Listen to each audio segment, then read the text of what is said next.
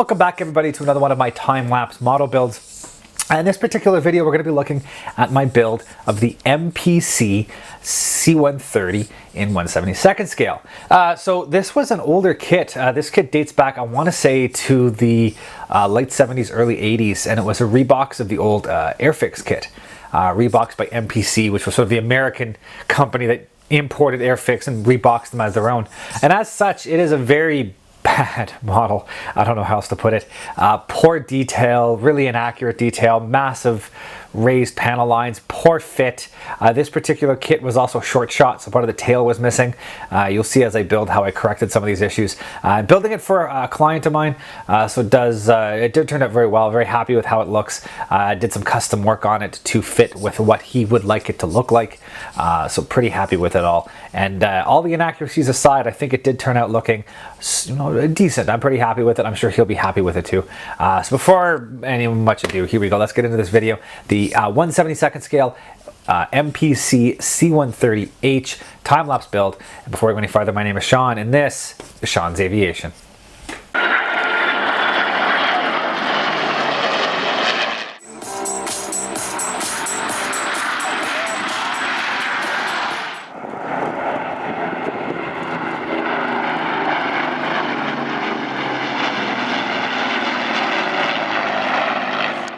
So before I actually get started on this build, there are really two things I gotta, well, one thing I gotta deal with off the bat, one thing I gotta deal with a little later, and if you have seen the What's on My Desk update for May of 2021, I'll put a link up there for you.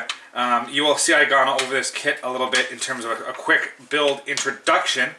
And part of the issue is it's an older kit and it has been short shot in a few places, meaning the plastic didn't fully fill the mold and left the kit a little missing some plastic in some parts. There's a minor one here across the bottom. It's a little hard to see that one. The big one is back here in the tail. This entire right hand side of the fuselage is missing this entire area. So I'm going to have to fill all that in once I assemble the fuselage with some sheet plastic and try to recreate all that. The other issue that I have to look at is a bit of scratch building. The client wants this done up as a RCAF bird in a search and rescue loadout or format, which means that these rear doors were all one giant clear window.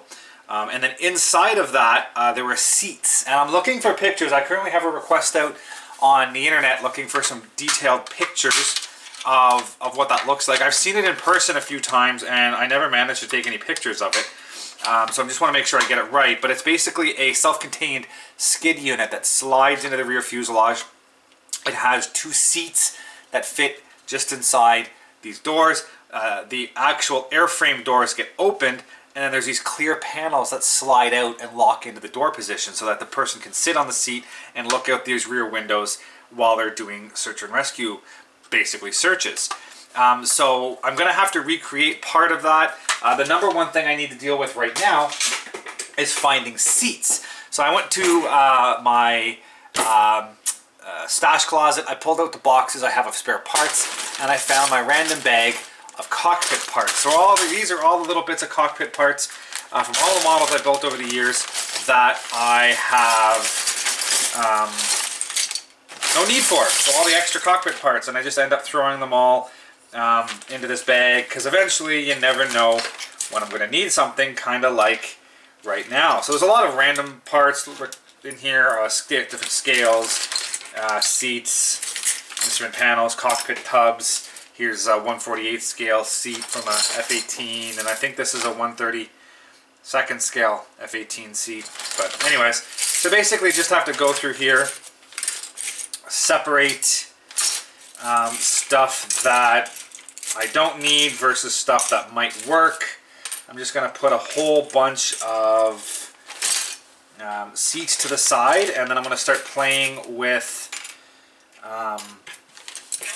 different formats, different pieces, seeing what I can make work and what won't work. Unfortunately, the vast majority of my parts are 1/48 scale parts, so it's going to be a little bit harder to find what I need. I haven't built a lot of 1/72 scale models.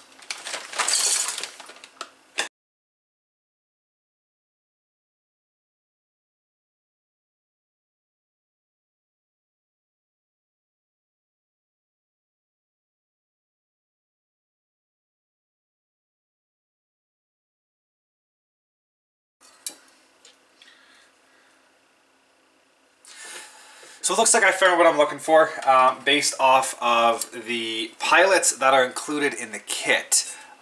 If you can see those there. So you can see the pilots that are included.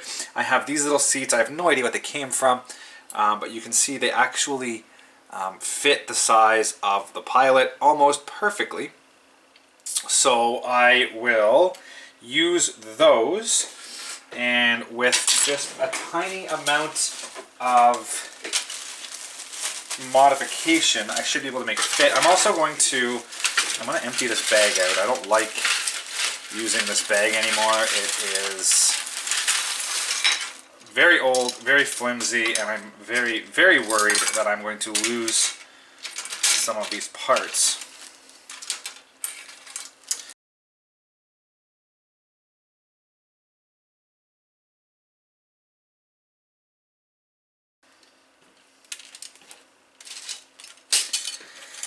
So yeah, as I was saying, you can see there's a pilot seat from the cockpit, which I will be painting up in a little bit, and you can see how closely these seats here fit with that style. So I'm just going to do a little bit of work on these, maybe just trim the backs just a little bit, get that same look. Once I get some pictures and a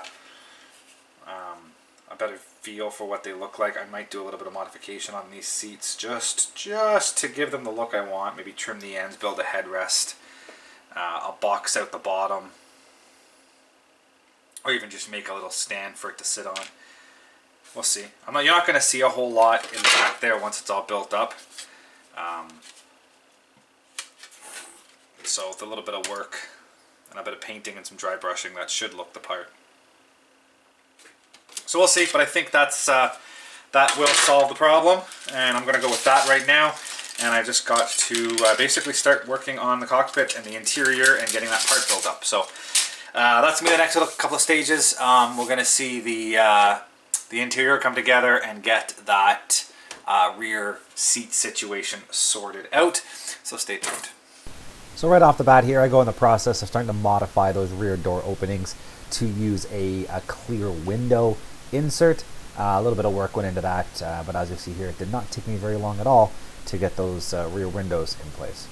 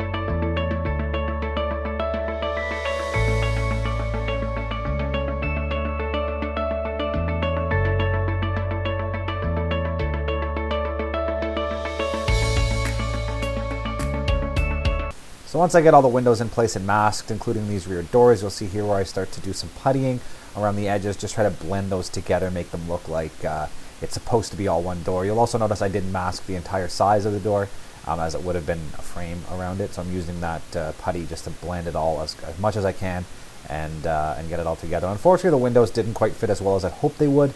Being an older kit, it's very toy-like, but I did the best I could to get these windows in place and get them to look as good as possible.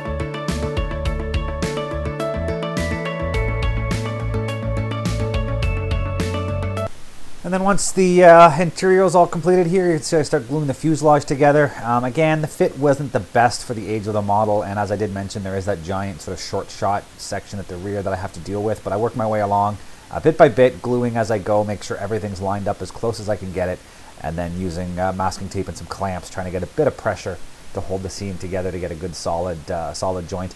This plastic was really weird. I don't know if it was just the age of it or if it was a different sort of type of plastic they used back then, different additives, different whatnot, but it didn't take to glue very well.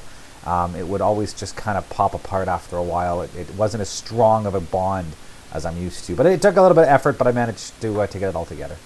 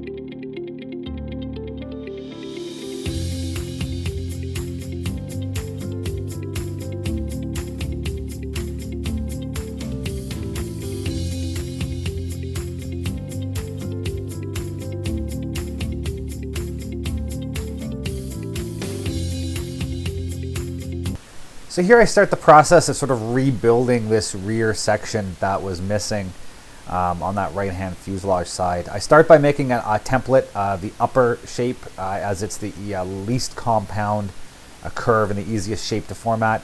Glue that in place. I then rebuild the sort of sidewall where the horizontal stab is going to attach. And once I get that together and there's a little bit of structure kind of happening there and it's starting to hold the shape, then I go ahead and I start cutting strips. And you'll see across the bottom how I just kind of fill it in with strips. Each little strip maybe 1/4 of an inch wide at the most. Each one of them is kind of shaped in a slightly different arc to try to mimic the curvature, the compound curvature of that area, and then a bit of putty, and it all clean.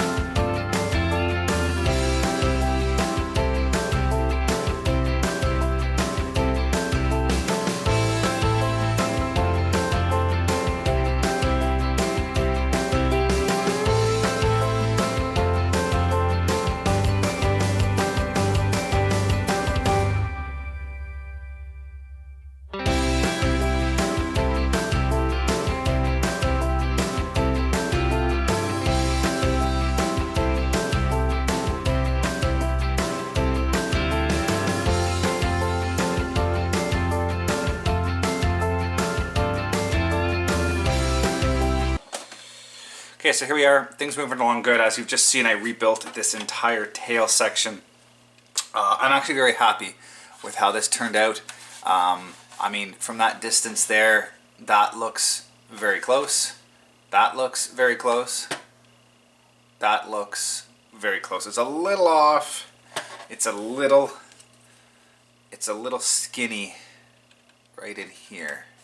Don't know how well that's going to show up on the camera. There's a little bit of a skinny spot here where it's a little thicker here, but a bit of putty and sand and it will hide all of that. I mean, this isn't something that's going to get a lot of attention. It's not going to really be noticed. It's going to be on a stand sitting about yay high off the ground. You're not really going to see underneath that tail very much, and as long as the shape and the contours are somewhat equal, then I have done my job. So very happy with how that turned out. It's still going to need quite a bit of puttying and sanding, but really at the end of the day, the whole kit needs quite a bit of puttying and sanding. I've got a quick layer of putty across the top seam here. It's going to need a bit of work to blend all that in.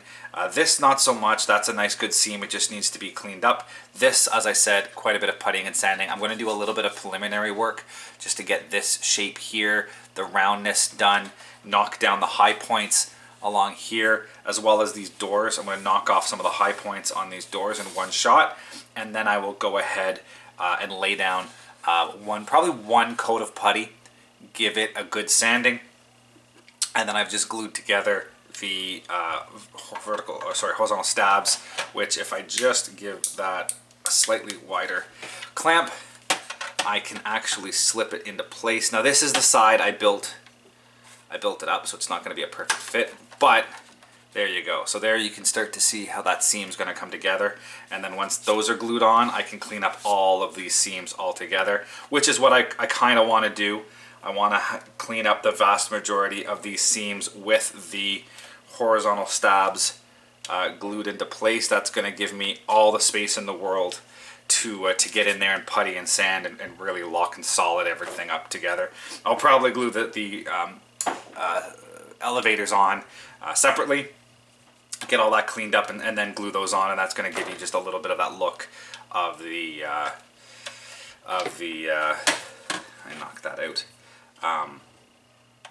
It's going to make it look like the elevators are a separate part, which is kind of what I'm going for. So, you know, it's going to take a bit of work. It's not ideal. It's not perfect right now, but I mean, I never expected it to be 110% on the first try. It is going to take a bit of effort and cleanup and all that jazz, but hopefully, you know, it turns out the way I'd like it. So there we go. That's a little bit better in terms of clean. There we go. So there you can see on the bottom what that seam looks like. It's not too bad. There's a high point here, and I knew there would be. As I said, I'm going to carve. Actually, I can probably carve it down now. Is just knock it down with the X-Acto knife. That's the good thing about this sheet styrene. It's very easy to sort of sculpt with an X-Acto blade, and it's kind of what I was going for. So there we go. That should be, there we go. Look at that. That seam, you know, that's not bad for what I basically made as my own kit, my own model. So that will, I'll glue this on. I can clean up all of these. Yeah?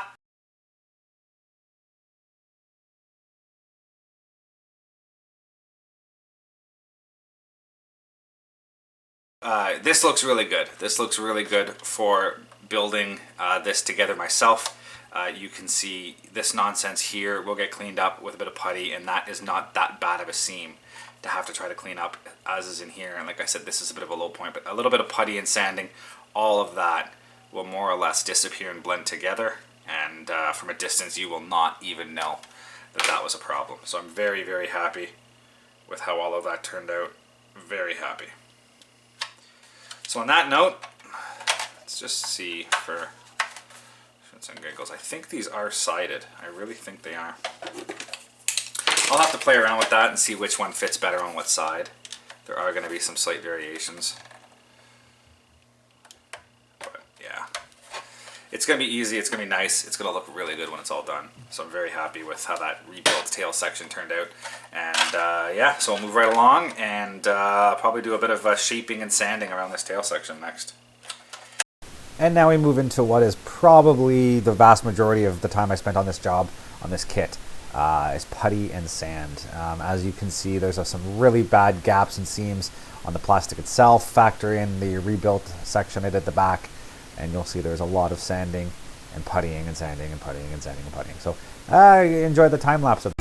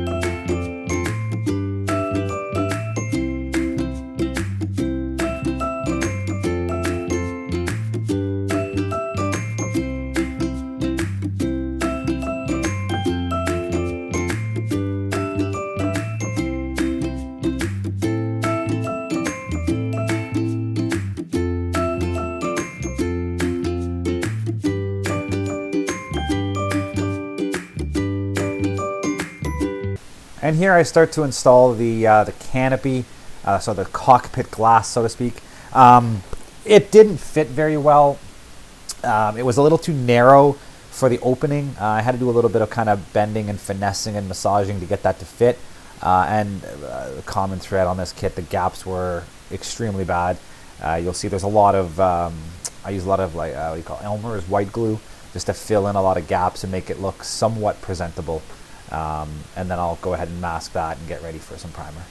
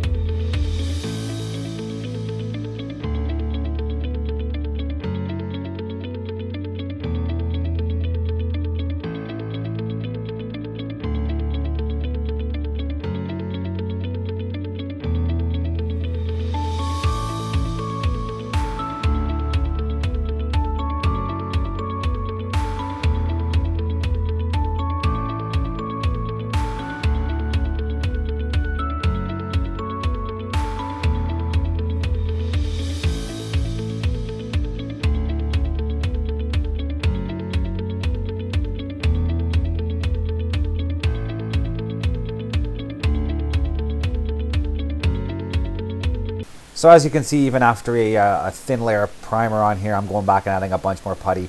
There's just a lot of the seams weren't quite the way I wanted.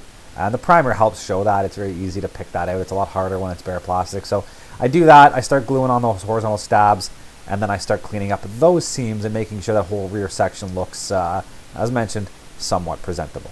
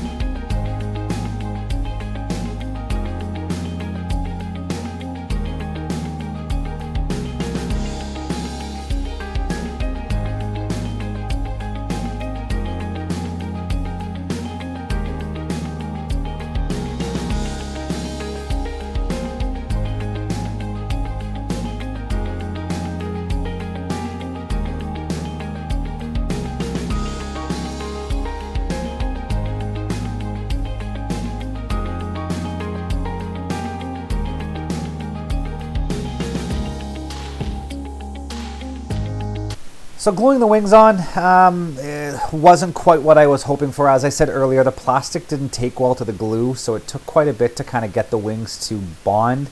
I think even after I glued these together, the one wing popped about 3 times. That upper seam just kept opening up.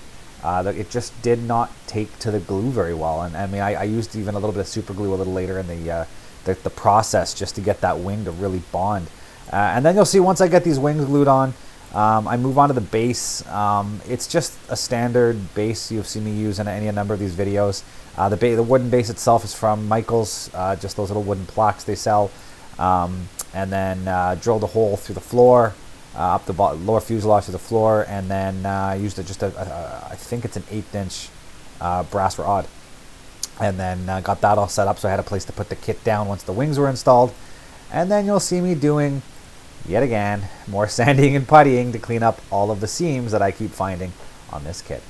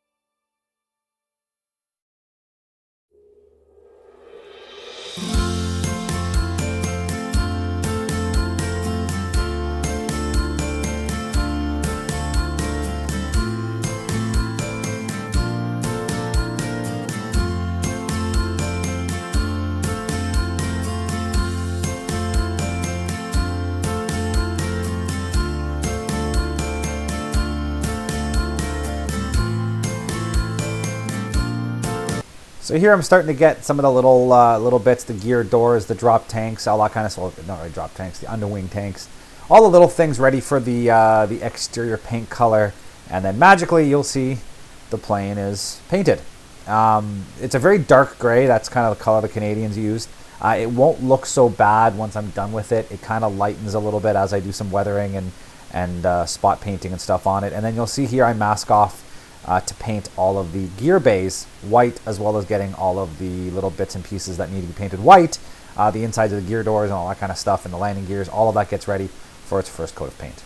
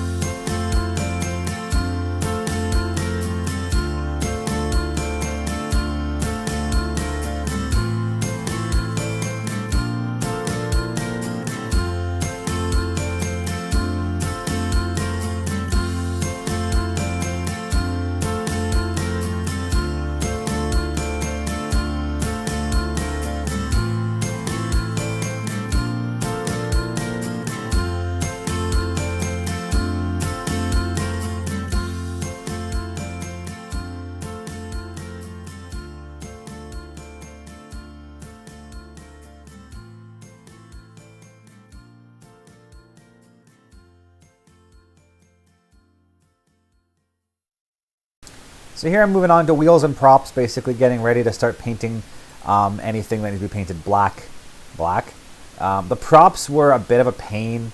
Their shape was kind of weird, little soft, lots of flash, and the spinners were a little difficult to fit on and make look right. So there was a little bit of work I had to do around there to make everything look right. The landing gear, my plan, the gear is going to be partially retracted. I'm not sure if I mentioned that at the beginning of the video. The landing gear will be partially retracted, so I'm not worried too much about getting things in there looking nice and clean and perfect, because they will be, like I said, partially retracted, and you won't really see much in there. And then you'll see here I have the props painted, the center part, the hubs and the inner part of the blade is painted black. And then I go ahead and kind of prep to paint the aluminum outer edges of it, and I make a little paper template that I can hold over the edge of the prop to help shield kind of that black area as a little sort of a paper mask I can hold to paint the outer tips of the props aluminum. And then I do the back half in exactly the same manner as the front half.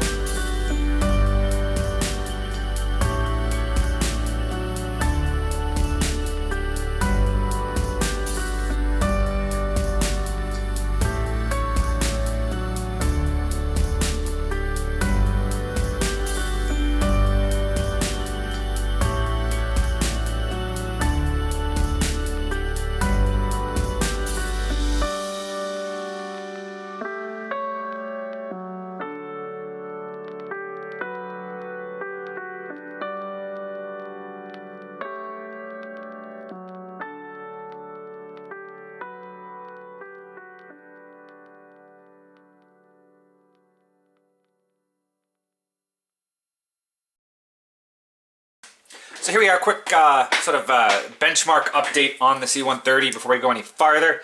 And as you've seen, we do have the aircraft pretty much ready for decals. Can I make that any wider? No, that's it. Okay. So it's it's assembled, it's puttied, it's sanded, it's painted, and the gloss coat is on. As you've seen, I got the wheel wells painted white. So this is the totality of the main airframe painting. So it is ready to go with decals. Now, one thing you may have seen doing the video, and you might notice now looking at the video, I had the wing break off at one point, and I had to fix it. And so there was a seam here I had to fix and repaint. And you'll see the color is just a little different. And that's just because of the nature of the way the paint worked after, painting it and doing some weathering and whatnot on it. That one coat of paint came out looking just a slightly different color. And I ended up using that to my advantage.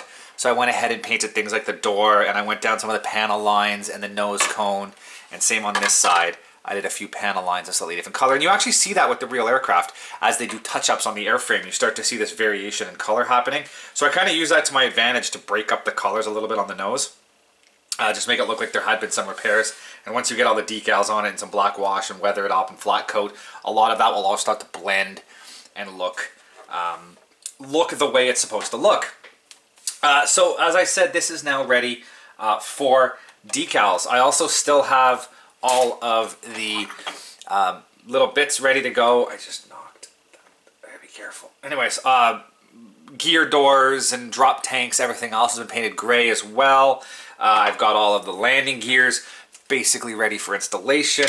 All of my props have also been painted, ready to go. So there's not a lot of painting left to do on this once I get the decals done. So the decals, some weathering, flat coat this. I can then pull masking. I can glue the wheels on. I can glue the doors on. As you see over here, I have the base. This one here is the C-130 base. It is got its second coat of clear on it.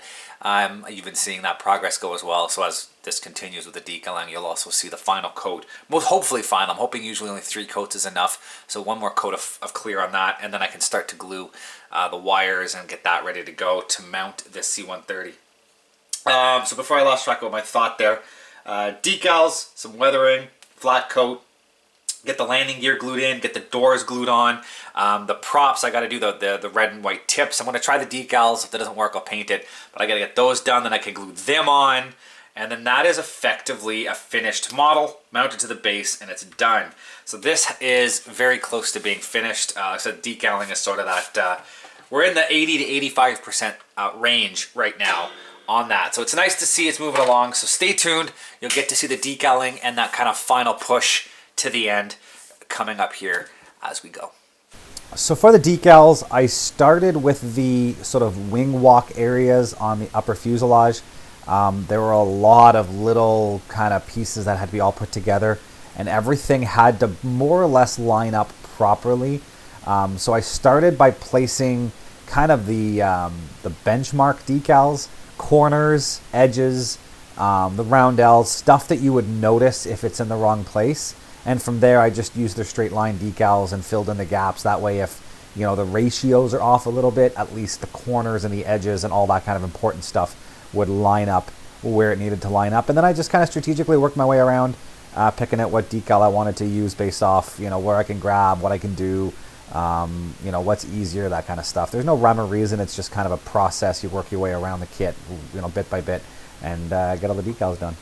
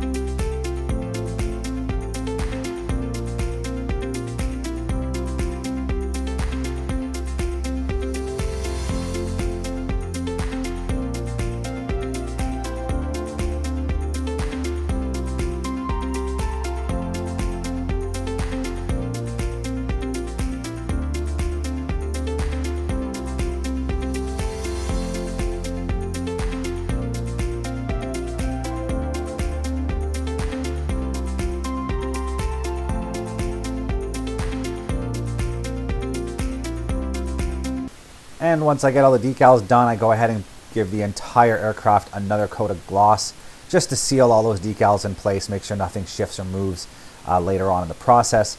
And then I go ahead and start doing a little bit of black wash. Didn't do too crazy on these, you know, just enough to give it some variation, some sort of tonal variation. You don't want it to be too crazy. And then I did a little bit of sort of an exhaust staining paint. You'll also notice when you see it there, the wing walk area, the area where the people would be walking, I darkened that up a little bit. The actual plane would have had a non-skid surface painted in there, which is very difficult to replicate in such a small scale. But I basically just dirtied it up because you would have dirt and footprints and grime would all get into that. So that little bit of black just in that wing walk area, the walkways, it just makes it look dark enough that it's different, which is what I was kind of going with. And then other than that, there was just kind of all the little things that were left to put on, some of the exhaust stacks, the pitot tubes, the antennas, pulling the masking off, some little detail painting, gluing the props and wheels, all that little kind of 10% fiddly bits you all need to do at the end. And then the model's all finished up there, and by the end of this video we'll take a quick look at some of those pictures I normally took, and then it's all finished. It's ready to go, hand it off to the client who requested me to build this model.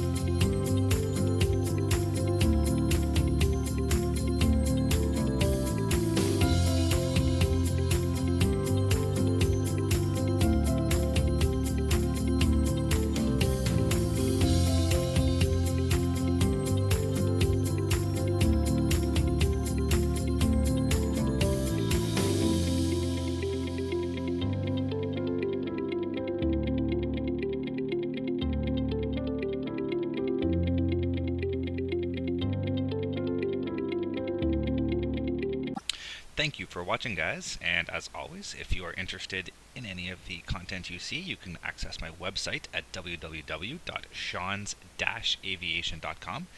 You can see all the latest pictures of aircraft and museums and the build logs of all of my current models and past models on that site.